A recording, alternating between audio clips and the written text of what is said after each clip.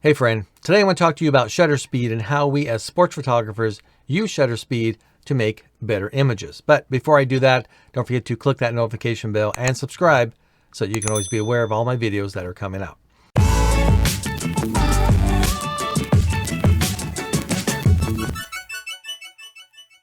All right, let's get into this. Shutter speed, well, it's basically the amount of time the camera shutter is open, which allows light into the camera to hit the sensor.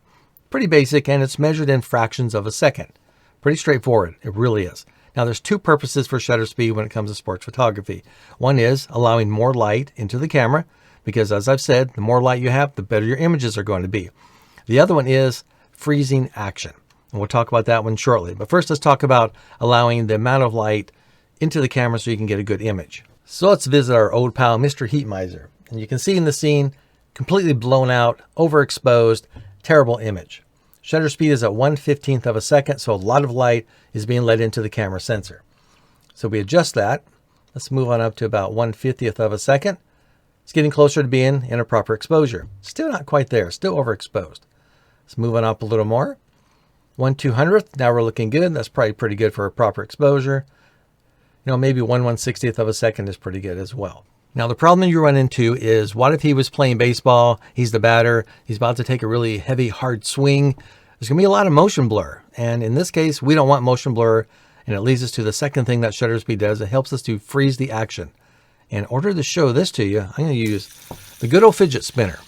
All right, let's do this. So I'm going to drop down to 1/40th of a second. And we grab focus real fast. And I'm going to spin it. Oh, let's go really fast here.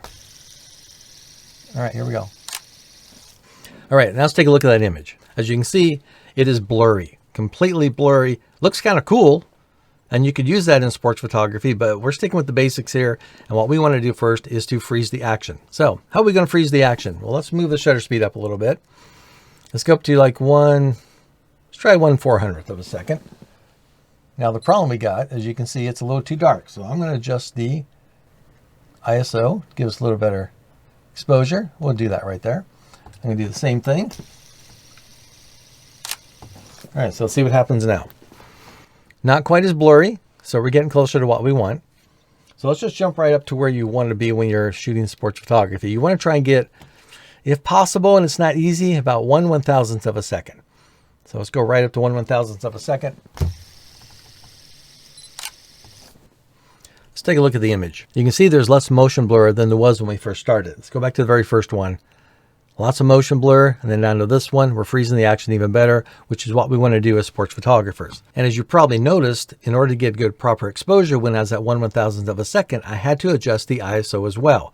And that's where those three come into play. You got your shutter speed, you got your f-stop, which is in this case 2.8, and then you got your ISO. They all work together to help you create a great image and get you that proper exposure. I do have a video talking about aperture, and you can check that out right here. Or if you're interested in what my photos used to look like when I first got started, maybe give you some encouragement, you can check that one out here, because those images were pretty bad.